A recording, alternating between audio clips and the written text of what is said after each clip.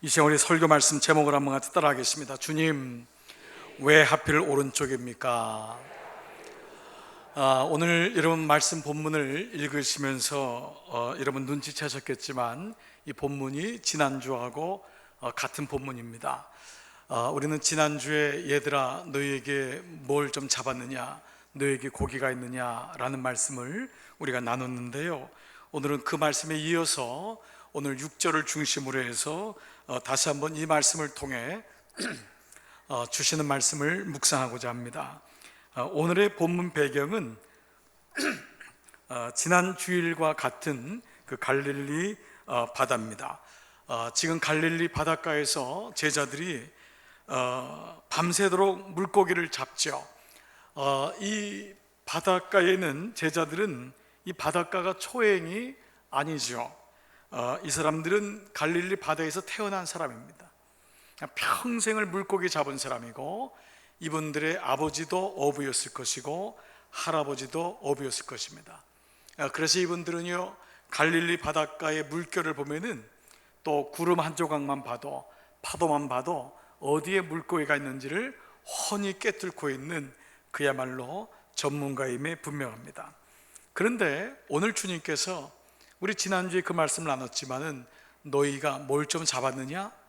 얘들아 너희에게 물고기가 있느냐? 물으셨는데 뭐라고 했죠? 한 마리도 없다 그랬어요.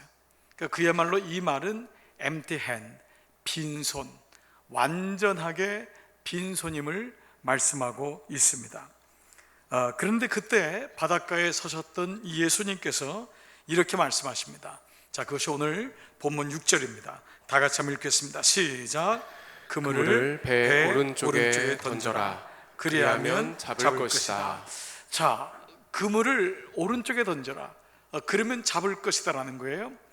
여러분, 사실 여러분들이 이미 예수님을 오래 믿었건 오늘 좀 이 성경을 읽지 않으신 분일지라도 이거 좀 우습지 않습니까? 아니, 오른편에 던지면 잡고, 그러면 밤새도록 제자들은 왼편에, 오른편에는 안 던졌다는 것입니까? 어디 안 던진 데가 어디 있겠어요? 오른쪽도 던지고 왼쪽도 던지고 앞에도 던지고 뒤에도 던지고 사방팔방을 다 밤새도록 던졌을 터인데 새삼주님이 지금 뭐라고 하냐면 오른편에 던져라. 그리하면 물고기를 잡을 것이다 라는 거예요. 게다가 이렇게 말씀하시는 이 주님은 바닷가가 평생 삶의 터전이었던 이 제자들에 비하면은 주님은 나사렛이라고 하는 내륙 지방 출신입니다. 그러니까 고기를 잡아본 적이 없는 사람이에요. 게다가 직업도 목소입니다. 그러니까 사실 이론적으로 이 말이 맞지가 않는 거예요. 이 전문가인 제자들에게 물고기를 오른편에 던져라. 그러면 잡을 것이다. 마치 그 비유하면은 비행기 타는 기장한테 내가 운전해 볼 테니까 당신 잠깐만 옆에서 있어 보십시오 라고 하는 거하고 별반 다르지 않을 정도인 것입니다. 그래서 이 본문을 가지고요, 기독교의 지성으로 불리는 하버드 대학의 교수로 역임했던 헨리 나우엔 사제가 뭐라고 했냐면 바보 같은 순종이라고 했습니다. 그렇지 않습니까? Silly obedience, 바보 같은 순종이다. 이게 아주 어리석은 순종이라는 거예요. 그런데 놀랍게도 이 바보 같은 순종의 결과가 뭐냐? 이 말도 안 되는 이 주님의 제안에 말도 안 되게 따라갔던 이 제자들의 모습 속에서 오늘 우리가 보여주는 건 뭐냐면 이들이 주님이 누구신지를 보게 됐다는 거예요. 눈이 열렸어요. 말도 안 되는 순종을 했는데 비로소 주님이 누군지를 알게 되었다는 거예요. 자, 이것은 물론 요한이 먼저 이제 주님이시구나 알게 됐고요. 그랬더니 그 주님이시라는 말을 듣고 제일 먼저 행동으로 옮긴 사람이 누구지요? 베드로입니다. 자, 오늘 7절 말씀입니다. 같이 한번 입을 열어서요, 크게 한번 같이 읽을게요. 시작. 예수의 사랑하시는 그 제자가 베드로에게 이르되 주시라 하니 시몬 베드로가 벗고 있다가 주라 하는 말을 듣고 겉옷을 두른 후에 바다로 뛰어내리더라. 이게 이제 놀라운 말씀인데 왜 유독 베드로가 제일 먼저 주님이시라는 말씀에 반응했을까라는 것입니다. 자, 여러분 어떻게 생각하세요? 왜 베드로는 앞뒤를 재지 않기 때문에, 베드로는 원래 그러니까 물론 그럴 수 있어요. 그런데 베드로가 먼저 이렇게 물 위에 뛰어내릴 수 있었던 것은 이 본문의 상황이 베드로가 이전에 겪었던 사건하고 너무 유사하기 때문이에요. 그러니까 베드로는 이분이 주님이시라는 것을 직감적으로, 경험적으로 알았던 것입니다. 의사였던 누가는 누가복음에서 그때의 사건을 정확하게 기록하고 있는데, 누가복음 5장 3절입니다. 예수께서 한 배 오르시니, 그 배가 누구의 배예요? 시몬의 배예요. 육지에서 조금 뛰기를 청하시고 앉으사 배에서 무리를 가르치시더니 말씀을 마치시고 다 같이요, 시몬에게 이르시되 깊은 데로 가서 그물을 내려 고기를 잡으라. 자, 요한복음 오늘 읽었던 본문은 예수님이 죽으신 다음에 부활하신 후의 사건이고, 오늘 이 사건은 예수님의 공생애 가운데 베드로가 주님을 처음 만났을 때의 장면입니다. 이해가 되시죠? 그렇죠? 근데 그때 예수님이 똑같은 사건이 있는 거예요. 배에 오르셔서 하는 말이, 그날 아침에 밤새도록 고기 한 마리 잡지 못하고 있는 빈손인 거예요. 그 베드로에게 주님이 뭐라고 하냐면, 뭐라고 하죠 지금? 깊은 데로 가서 그물을 내려라 라고 얘기하는 거예요. 자, 이게 왜 베드로에게도 우리에게도 바보 같은 제안일 수 있느냐 하면, 갈릴리 바다는요, 바다라고 불리지만 여러분 보시는 것처럼 산에서 보면은 이 밑에서 봐도 끝에가 보입니다. 그러니까 날씨가 맑으면은 끝에가 보일 정도로 크지 않은 거예요. 그래서 갈릴리 호수인데, 이거를 바다라고 하는 이유는 제자들은 이 갈릴리 바다를 떠나본 적이 없어요. 그래서 그게 너무 크게 보였기 때문에 호수였던 거예요. 여러분 초등학교 가면은 그렇게 넓었던 학교가 얼마나 작아요. 그렇지 않나요? 반응도 안 하나요? 그렇죠? 그 교실에, 그렇게 넓었던 교실이 얼마나 작은지 지금 그 의자에 앉아보라 그러면은 앉지도 못해요. 그 갈릴리 제자들에게는 갈릴리 호수가 바다인 거예요. 근데 무엇보다 바다인 이유가 있는 게, 이 갈릴리 호수는 지중해의 영향을 받아서 아침과 저녁의 온도 차이가 급격하게 차이가 나서 무엇보다 풍랑이 자주 일기 때문에 바다처럼 느껴졌던 것입니다. 그런데 이 지중해의 영향을 받은 갈릴리 바닷가의 특징이 있는 게 뭐냐면요, 온도가 차가워지면은 모든 물고기는 밤에 가운데로 모입니다. 깊은 데로 모이는 거예요. 그러면 햇살이 뜨고 온도가 높아지면 물고기는 자연 가운데서 바깥으로 몰리기 때문에 아침에 베드로는 물고기가 바깥에 사방에 있다는 걸 알고 있는 거예요. 밤새도록 깊은 데 가서 그물을 내렸어요. 근데 아침에 그물을 깁고 있는 자신에게 예수님이 오셔서 하는 말씀이 깊은 데로 가라는 거예요. 이 제안이야말로 얼마나 어리석은 제안이에요. 그것도 예수님은 목수 출신이거든. 예수님은 나사렛 출신이거든. 예수님은 자기보다 나이가 어리거든요.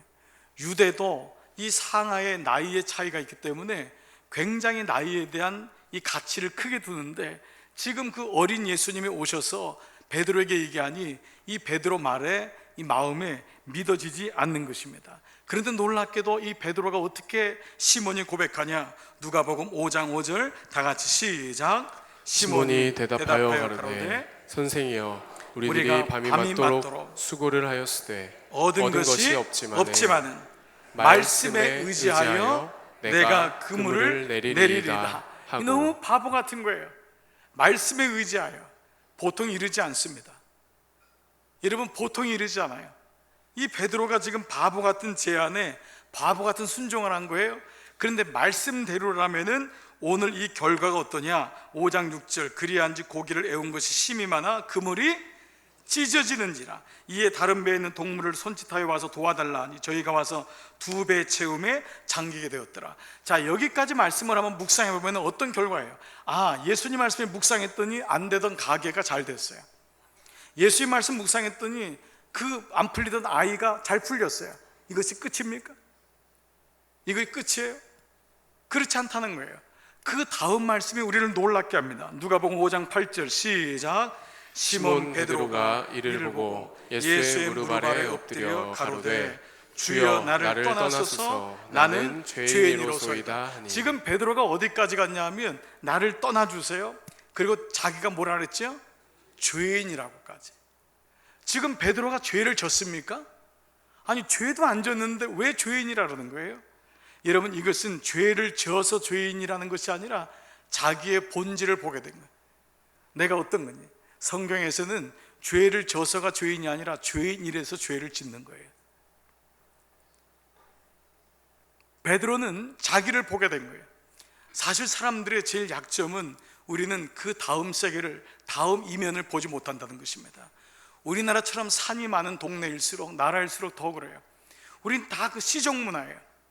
그 마을에는 김씨가 있으면 다른 성은 못 들어가요. 제가 처음에 목회했던 그 시골은 김씨, 최씨, 조씨가 있었어요. 저는 장씨예요. 그러니까 그 마을에 들어갈 때부터 배척을 받았어요. 우리는 내 동문이 있어요. 내가 아는 사람이 있어요. 그러니까 만나면은 어느 학교 부근에만 있었어도 그렇게 반가운 거예요. 그리고 경상도 사람 만나면 경상도끼리 또 만나서 반가운 거예요. 전라도 사람 만나면 전라도 사람끼리 반갑고, 충청도도 그런가요? 반가운 거예요.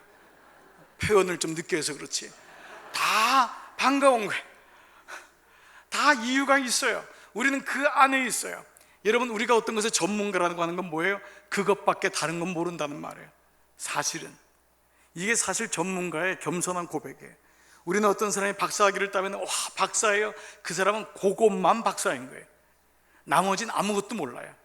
정말 그래요. 그래서 우리는 우리 영역 안에 갇혀 있을 때가 너무 많지요. 근데 베드로는 비로소 이 말씀을 통해 자기를 보게 되는 거예요. 자기를 보게 되면서 그는 자기가 생각했던 관습, 자기가 생각했던 고집, 자기의 한계에 갇혔던 자기를 내려놓게 돼요. 제가 이 말씀을 묵상하면서 이 베드로가 정말 베드로구나. 그가 그렇게 성격이 다혈질이어서 급해서 그렇게 초대교회의 그 수장이 되었는가? 아니, 사실 우리는 이 말씀을 통해서 베드로가 이게 보통 사람이 아니라는 것을 알 수 있는 것은, 우리는 사실 그렇게 쉽게 무릎을 꿇지 않습니다. 누가 옆에서 정답인 것을 얘기해도 내가 틀린 것을 알면서도 인정하지 않아요. 이게 참 어렵습니다. 무릎을 꿇지 않는 거예요. 우리의 삶에 몇 번이나 하나님이 우리에게 보여주셨지만은 그래도 우리는 옛날에 자신의 고백으로, 자신의 세계로 돌아가요. 근데 이 베드로는 참 단순합니다. 정말 바보 같아요. 심지어 자기가 그동안 지었던 죄까지 혹 기억하면서까지 자기의 비참함을 고백해요. 그리고 여러분, 이 이후에 나온 것을 보면은 그는 자기의 배까지 버리고 주님을 쫓습니다.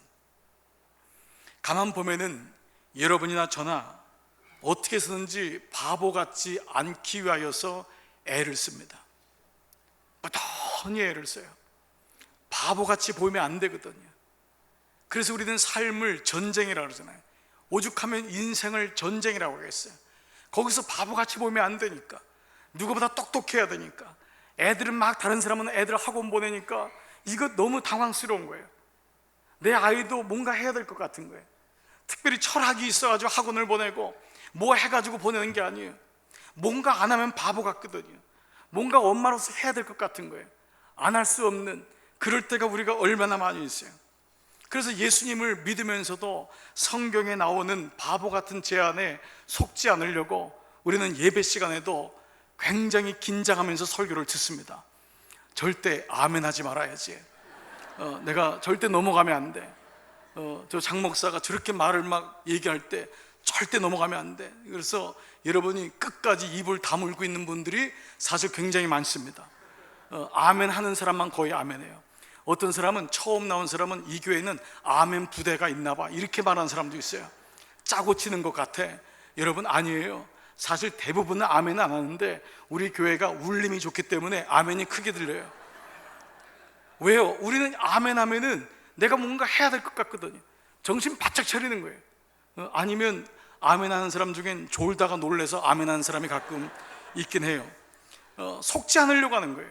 뭔가 내가 보고 확인하고 내 삶의 경험에 비추어서 맞을만 하면은 순종하는 것이지, 그 말씀대로 순종한다는 건 사실 쉽지 않아요. 그래서 여러분도 마음속에 이럴 거예요. 오늘 목사님 말씀해 보세요. 내가 감동이 좀 되면 움직여 볼게요. 우리는 사실 말씀에 따라가는 것이 아니라 우리는 부단히 말씀에 따라가지 않으려고 하는 마음도 우리 안에 적지 않다는 거예요. 그리고 나름 그 똑똑한 맛에 다 잘 삽니다. 그런데 저희 외할머니가 항상 그러셨어요. 살아보니까 다 헛똑똑이다 그랬어요. 다 헛똑똑이다. 그렇게 주식의 전문인 사람이 주식 때문에 망하더라고요.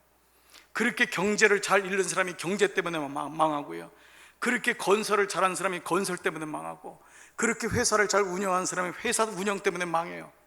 가만 보면 참 우리가 이렇게 연약한 거죠. 그런데 어느 날 우리 인생에서 예수님을 만나게 됩니다. 예수님을 조우할 날이 꼭 옵니다. 나는 예수님 만나지 않았는데요, 여러분이 예수님께 가지 않으면 예수님이 여러분에게 가서라도 조우하게 되는 날이 있어요. 근데 그때 깨닫게 되는 게 뭐냐 하면, 그때 하나님의 은혜로 깨닫게 되는 게 바로 이거예요. 뭐지요? 바로 내가 걸어온 길에 대한 절망을 경험하게 됩니다. 내가 걸어온 길에 대한, 이거는 후회나 낙심 이런 차원이 아니에요. 은혜 가운데서 이 고백을 하는 거예요. 내가 걸어온 길에 대한 절망을 선포하게 되는 거예요. 사실 여기서부터 믿음은 출발하게 됩니다. 이건희 씨라고 하는 그 억만장자가, 삼성이라고 하는 그 엄청난 기업을 세운 사람이 이렇게 얘기했잖아요. 자기 인생이 두 가지 빼고 다 됐다. 한 가지가 골프고 한 가지가 자식이라고. 그런데 두 가지만 안 됐나요? 아니에요. 모든 것이 안 됩니다. 건강 내 마음대로 안 되는 거예요. 자식만 내 마음대로 안 되고 골프만 내 마음대로 안 되나요? 우린 사실 살아가면서 계속 이걸 부닥쳐 나가는 거예요. 그러니까 베드로는 어찌 보면은 이거를 빨리 깨달았던 사람이에요. 자기가 전문가였지만 안 되는 것이 많구나. 이것이 인생이구나. 헛똑똑이로 잘 되는 척하면서 사는 것이 아니라 그분 앞에 무릎을 꿇고 항복할 줄 알아야 되는구나. 정말 멋있는 사람은 버티는 사람이 아니에요. 아니라고 할 때 그것을 인정하고 항복할 줄 아는 것. 그런데 오늘은 이 아침에 주님한테 한번 여쭤볼 것이 있습니다. 근데 주님 왜 하필 오른쪽이냔 말이에요. 왜 오른편에 그물을 던져야지만이 왜 물고기를 잡습니까? 주님이 유별나게 오른쪽을 더 선호하기 때문에, 유대의식으로는 왼손이 불결하고 오른손이 성결하고, 왼쪽에는 염소를 두고 오른쪽엔 양을 뒀기 때문에, 그래서 주님은 오른쪽을 얘기하신 것일까요? 주님의 말씀하신 말씀이나 행함이 그냥 무의식적으로 던진 말씀이 아니고 다 거기에 의미가 있는 말씀이라면, 오른편에 던지라고 하는 이 말씀도 우리에게 주는 의미가 있다는 것입니다. 오른편에 던지라고 하는 것, 왼편이 있음에도 불구하고 오른편에 던지라는 것은 이 말씀이에요. 그것은 바로 내가 포기해야 될 또 다른 왼쪽이 있음을 말씀하고 있다는 것입니다. 오른편에 던지라고 하는 것은 왼쪽을 포기하지 않으면 던질 수가 없는 거예요. 우리에게는 끊임없이 오른쪽 왼쪽 내 마음대로, 그 내가 늘 던져왔던 길이 있어요. 내가 걸어왔던 길이 있다고요. 그것이 왼쪽이더라고요. 그 왼쪽을 포기하지 않는 이상은 오른쪽을 던질 수 없음을 얘기한다면, 주님이 오른쪽에 그물을 던져라, 이 말씀은 내가 포기해야 될 또 다른 왼편을 말씀하고 있다는 것입니다. 모든 그리스도인들이, 여러분과 제가 좋아하는 성경의 인물에는 다윗이 있습니다. 그런데 가만 다윗의 인생을 묵상하면요, 저는 하나님이 좀 다윗을 편애한다는 생각까지 들 때가 있습니다. 왜냐하면 다윗의 인생을 보면은 훌륭한 면도 많지만은 정말 치졸한 경우도 너무 많이 있어요. 가정도 제대로 못 다스렸죠. 여러 가지를 볼 때 다윗이 그렇게까지 하나님의 사랑을 받아야 될 이유가 뭘까? 그리고 다윗을 보면은요, 간혹 보면은 이 다윗의 지금 말씀드린 대로 그런 모습들, 그리고 하나님이 자기의 속마음까지 다윗에게 얘기했다는 거예요. 그 정도까지 다윗이 잘했나 라는 생각이 들어요. 그래서 다윗을 쭉 한번 일대기를 조명해 보면은 다윗의 인생에서 가장 선하건 나쁘건 좋건 안 좋건 영향을 끼쳤던 두 사람이 있는데, 첫 번째는 사울 왕입니다. 두 번째는 밧세바입니다. 사울 왕이란 사람은 여러분 알잖아요. 그 많은 시간 동안 다윗에게 질투심 하나로 끝까지 추적했던 사람이에요. 다윗은 왕이 되려고 했던 사람이 아니에요. 어느 날 사무엘이 와서 너 왕이 될 거다 그만 말이 들은 다음부터 고생길이 열렸어요. 그거를 들은 사울이 견디질 못하는 거예요. 그때 다윗은 10대인 다윗을 못 잡아먹어서 10수년을 추적합니다. 그래서 다윗이란 이름만 들으면은 쫓아가서 죽이려고 하고 뒷담화하고 어떻게든지, 만약 여러분 인생 가운데 그런 사울왕이 있다면은 견딜 수가 없을 거예요. 그래서 시편의 9절 9절에는 다윗이 너무 힘들었던 마음을 고백해요. 만약에 여러분에게 누군가 그렇다면 여러분 어떻게 하실 것 같으세요? 그래도 이에는 이, 눈에는 눈 아니에요? 큰 복수는 못해도 소심한 복수라도 하고 싶은 마음이 없습니까? 아니 그 인간이 나한테 그렇게 얘기해. 그래? 나도 그러면 그냥 있지 않는다. 사실 대부분은 교회 안에 일어나는 일들이 이런 일들입니다. 우리 인간관계에서 일어나는 일들이 이런 일들이에요.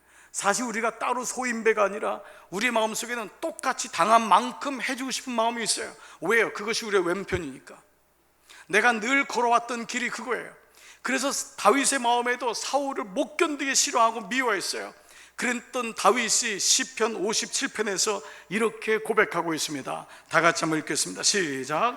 하나님이여 내 마음이 확정되었고 내 마음이 확정되었사오니. 여기까지요. 뭐가 확정되었냐? 이게 뭐냐 하면 나는 똑같이 반응 안 하기를 마음에 굳혔다는 거예요. 보복하기로 확정한 게 아니라 나는 똑같이 살 수 없습니다.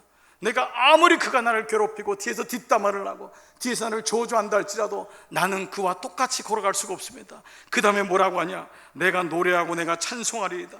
내 영광아 깰지어다. 비파야 수고마 깰지어다. 이 말은 뭐냐 하면 내가 예배드리겠다는 거예요. 내가 이 마음이 없기 때문에, 안 되기 때문에 난 다시 주님 앞에 나가겠다는 거예요. 그래서 주여 내가 만민 중에서 주께 감사하며 문나라 중에서 주를 찬송하리로다. 나는 왼편을 택하지 않겠습니다. 내가 그동안 왼편으로 걸어왔고 나는 이 사울에게 그렇게 하고 싶지만 나는 왼편을 내려놓겠습니다. 이 고백이에요. 근데 또 하나의 인간이 나오는 게 밧세바입니다.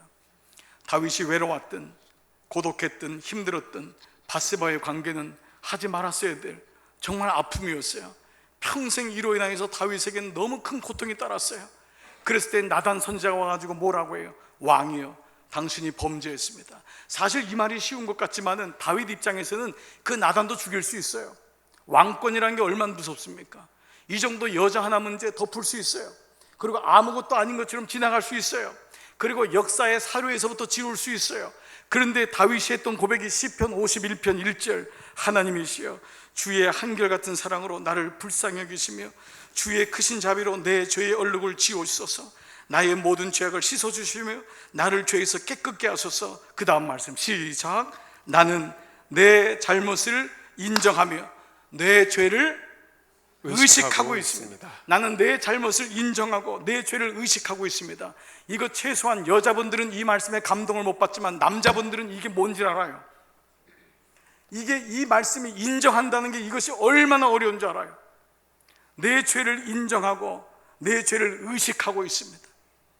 내가 주께 범죄하였고 주께서 이 모든 것을 다 보셨으니 주의 말씀은 옳고 주의 심판은 정당하나이다. 내가 이렇게 죄값 받는 건 원망하지 않습니다. 주의 말씀은 옳고 주의 심판은 정당하나이다.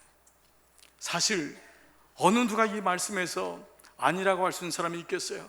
그러나 사실 우리의 본성은, 죄성은 그렇지 않습니다.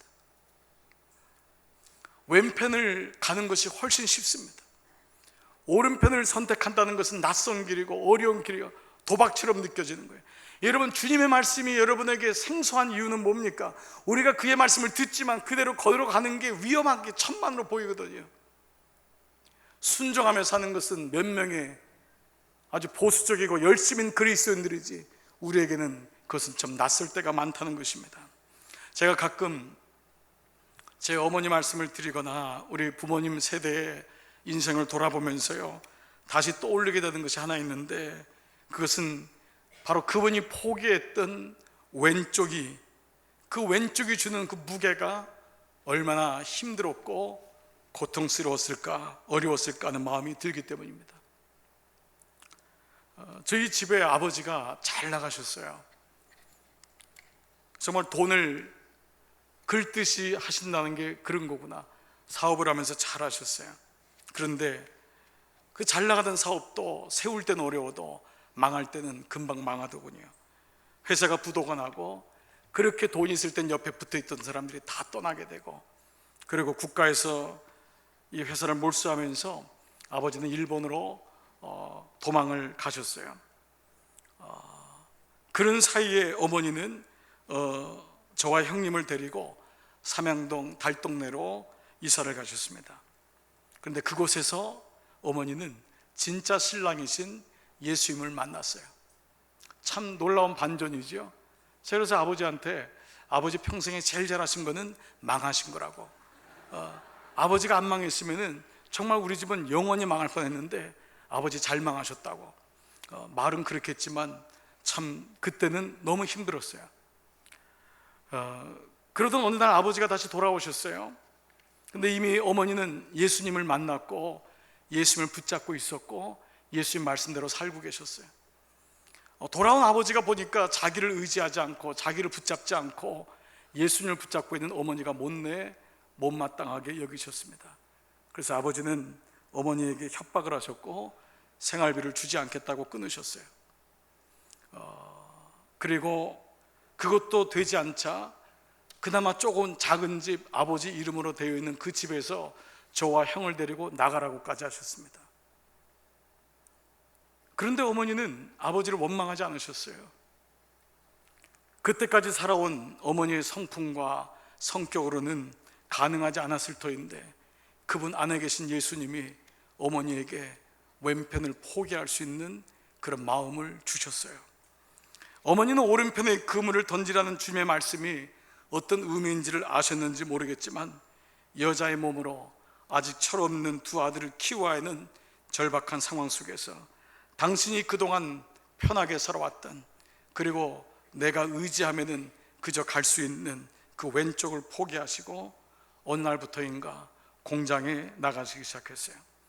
곰 인형에 눈을 하나 붙이면은 일전을 붙여서 10,000개의 곰 인형을 붙이면은 하루 10,000원을 받는 공장에서 아침 8시부터 밤 10시까지 일을 하셨습니다. 손은 접착제로 갈라지고 찢어져서 한 번도 그런 일을 하지 못하셨던 어머니에서는 아주 나중에는 잡으면은 알 수 있을 정도로 완전히 다른 손이 되셨어요. 접착제는 너무 시려워서 시력을 거의 잃을 뻔할 정도까지도 어려움을 겪으셨어요. 그러나 어머니는 포기하지 않으셨어요. 그리고 그렇게 해서 눈의 시력이 약해지자 어머니는 길가에 나와서 야구르트 장사를 하셨습니다. 그 당시 노란 옷, 노란 모자, 그리고 조그만 리어카를 몰고 산동네를 하루에도 수십 번 올라가고 내려가는 일을 하면서 어머니는 야구르트를 팔기 시작했어요. 그리고 제가 학교가 끝날 때가 되면은 그 시원한 야구르트를 저에게 주려고 늘 학교 대문 밑에서 그 정문 밑에서 기다리셨어요. 저는 그게 너무 부끄러워서 어머니 몰래 뒤로 가면은 어머니는 어느새 뒤에 또 와 계셨어요. 그래서 어머니는 정말 신출귀몰하게 정문에 계시다가 뒷문에 계시고, 제가 그때 제일 싫어했던 색깔이 노란 색깔이었어요. 지금 노란 옷 입고 있는 분들, 근데 걱정하지 마세요. 제 상처가 다 회복됐으니까. 너무 노란색이 싫었어요. 그랬던 그 어머니. 그런데 제가 어느 날 이 나이가 됐는데도요, 길거리 지나가다가 야구르트 장사 아줌마가 있으면 뭐를 사서도 가지만 괜히 옆에 가서 말을 걸고요, 괜히 옆에서 뭘 사요. 제가 보니까 그 어머니가 거기 있는 거예요.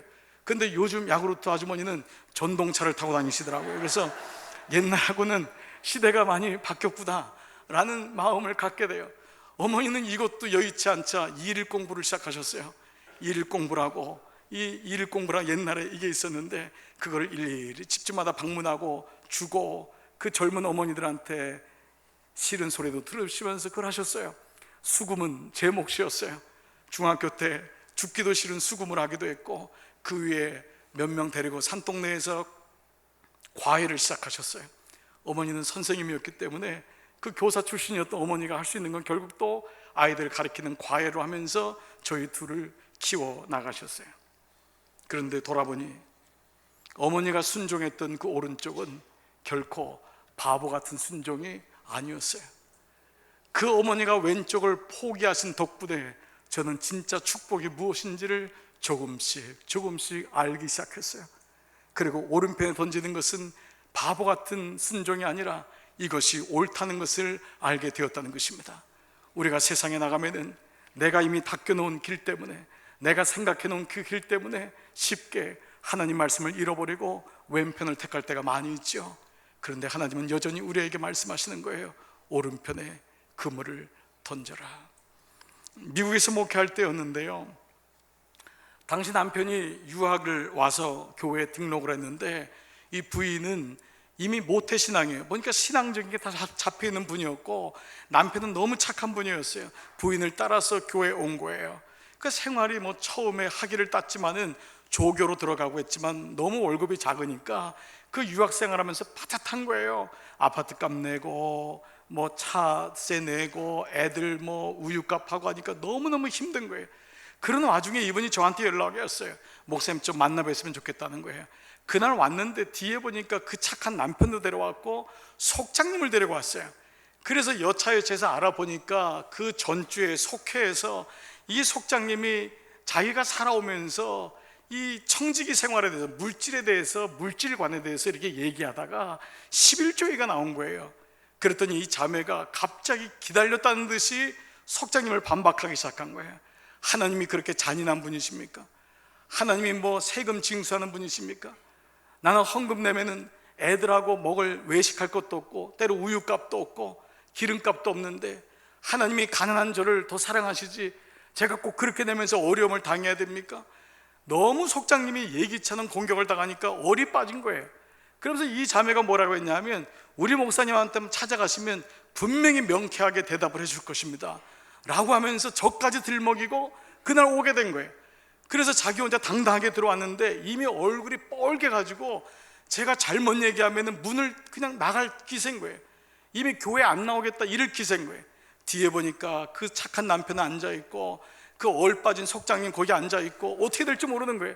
속장님은 자기가 여동생 같아서 도와주려고 얘기했다가 그냥 이 자매한테 당한 거예요. 이 자매가 와서 저한테 다 얘기를 하는 거예요.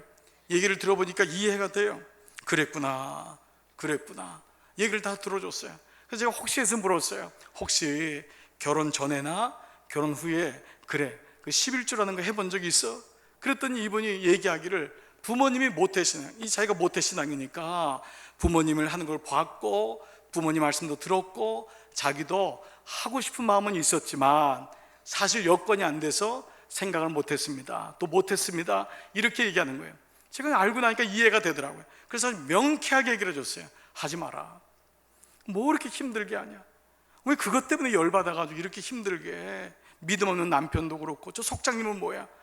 뭐 하나님이 정말 세금 징수하는 분이야? 너 헌금한다고 해서 교회가 뭐 갑자기 뭐 부자가 되고 갑자기 재정이 늘어나? 그리고 너가 지금 헌금한다고 해서 지금 뭐 너가 축복받는 것도 자매가 아니잖아. 그래 내 말이 맞아. 하나님이 세금 징수하는 분이야? 아니야. 하나님이 자매를 사랑하고 자매가 그렇게 애들을 사랑하고 어떻게든 집을 꾸려나가려고 하는데 하지마. 그랬더니요 이 자매가 얼굴이 바뀌는데 성령 받은 것처럼 환해지는 거예요. 너무 기쁨이 온 거예요. 그러면서 역시 목사님이세요. 목사님에게 오길 잘했어요. 목사님 쿨하세요. 그러시면서 이제 나가서 그 기쁜 소식을 자기 남편하고 속장한테 얘기하려고 나가는 거예요. 그때 제가 잠깐 멈추라 했어요. 김자매, 근데 말이다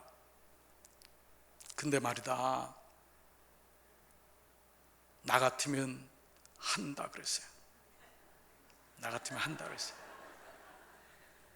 굉장히 어려운 말이었어요. 나 같으면 한다 그랬어요. 갑자기 저를 원망스러운 눈빛으로 쳐다보는 거예요. 정막이 흘렀는데 이 자매 눈에서 닭똥 같은 눈물이 두두둑 떨어지더라고요.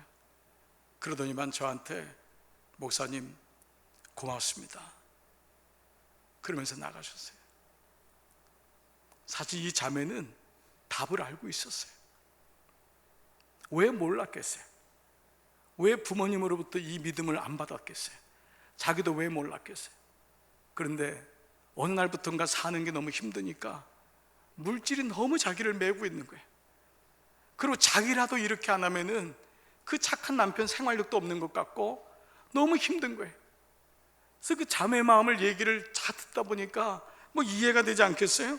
그런데 제가 후에 알게 된 것은 이 자매 아버지가 개척교회 목사님이셨어요. 근데 아버지가 처음부터 목회를 한 분이 아니라 잘 나가는 자영업 하시다가 콜링을 받고 목사가 된 거예요. 근데 그때부터 지하 상가, 지하 3층, 4층 계속 옮기면서 너무 고생을 하는 거예요.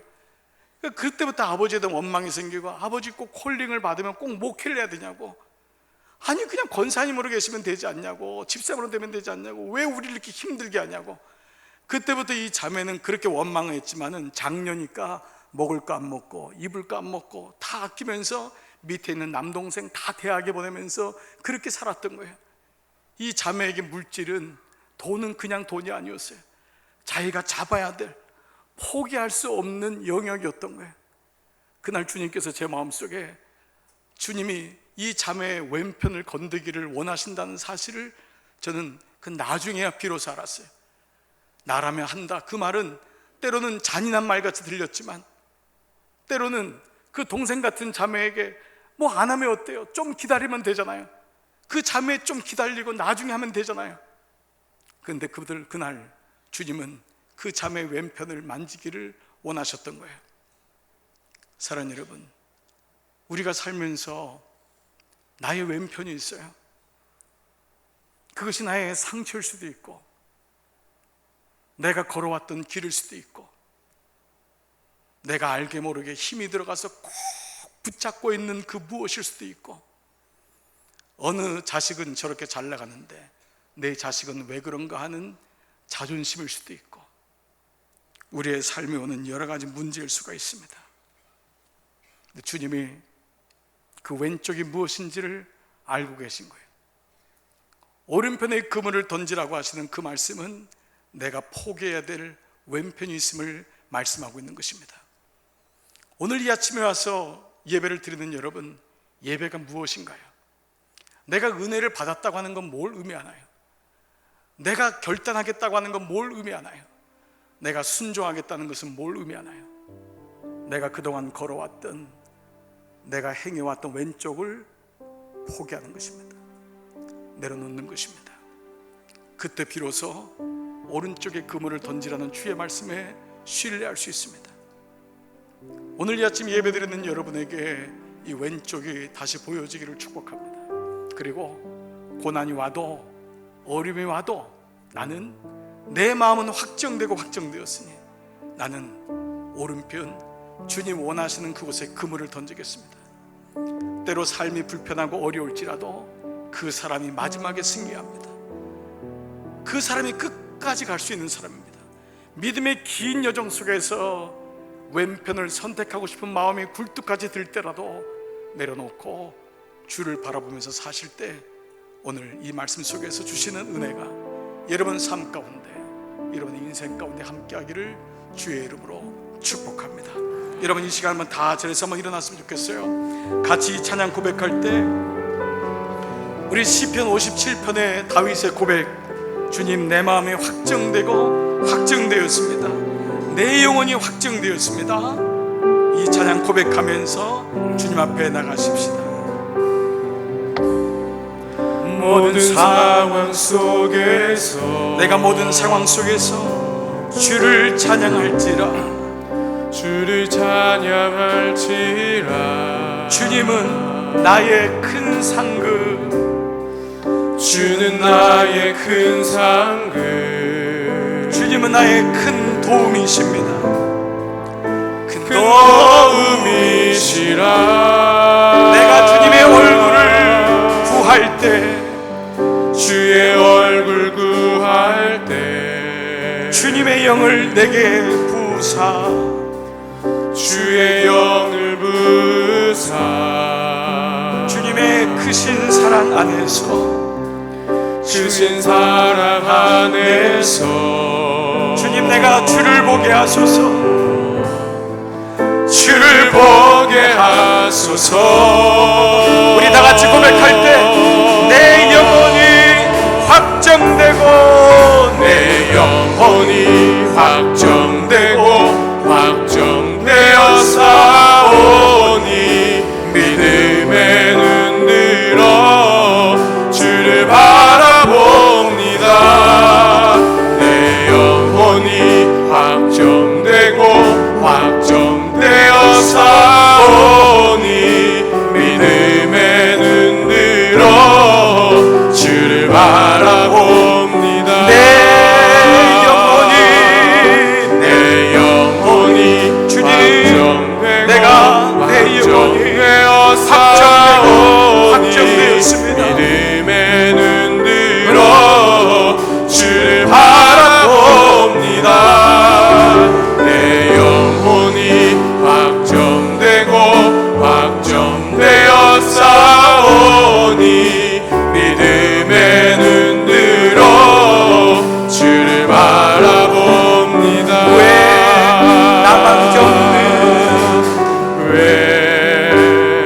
나만 겪는 고난이냐고.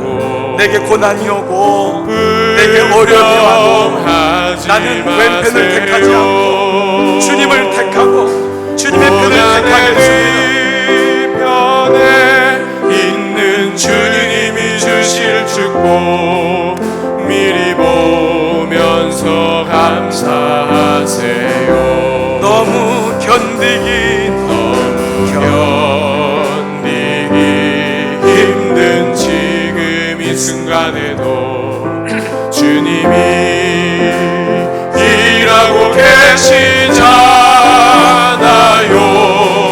남들은 지쳐 앉아 있을 때라도 여러분만은 일어나세요. 일어서세요. 우리 주님의 음성을 들어보세요. 힘을 내세요. 힘을 내세요.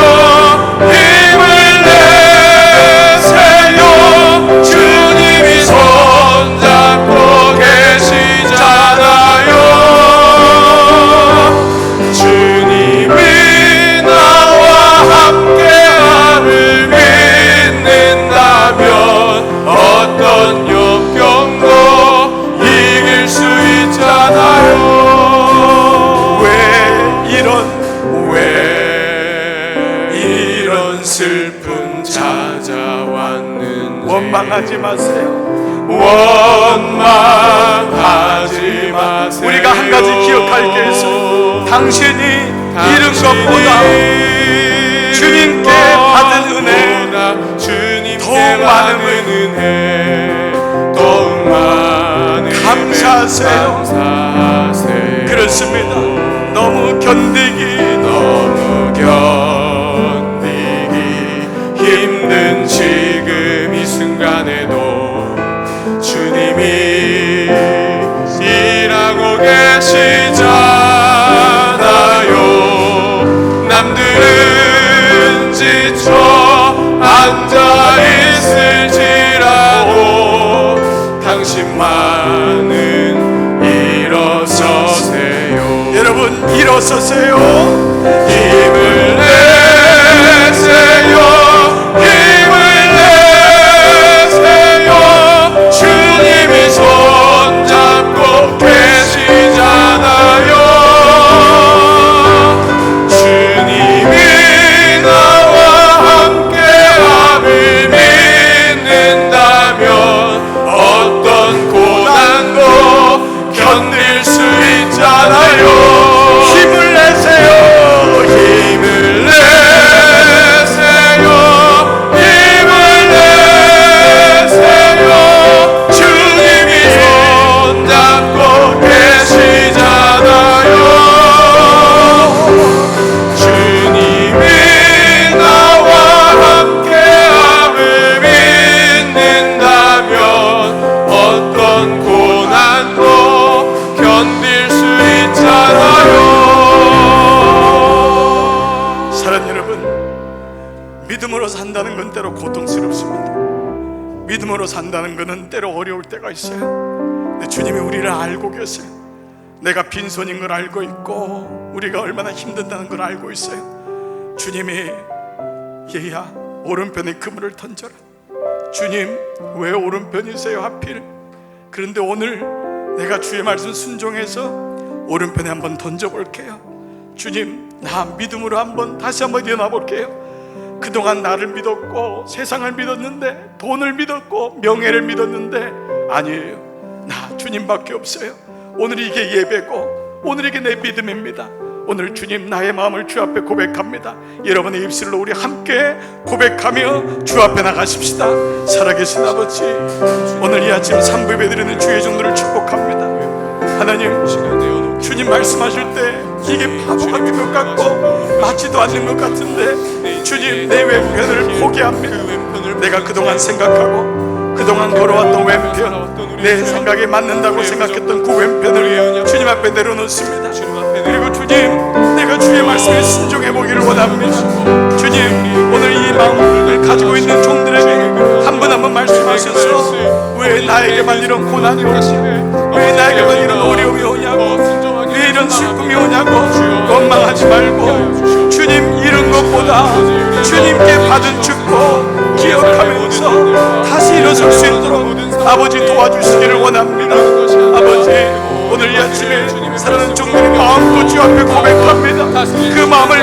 주세요. 안수해 주세요. 아들아, 딸아, 두려워하지 마라. 염려하지 마라. 내가 너와 함께할 것이며 내가 너를 붙들 것이다. 주님, 오늘 이 마음을 가진 자마다 주님 다시 한번 순종하며 주의 말씀대로 살아갈 때에 생각지 못한 주의 은혜가 내게 임하고 하나님 예비하신 주님의 은총이 내게 임하고 오늘 이 아침 우리 사랑하는 강남중앙교회 우리 모두가 그러한 은혜를 원합니다. 주님, 내가 포기합니다. 내려놓습니다. 주님의 말씀을 선택합니다. 주님, 고난과 슬픔도 이겨내보겠습니다. 주님 도와주세요. 왜 이런 슬픔 찾아왔는지, 왜 이런 슬픔 찾아왔는지 원망하지 마세요.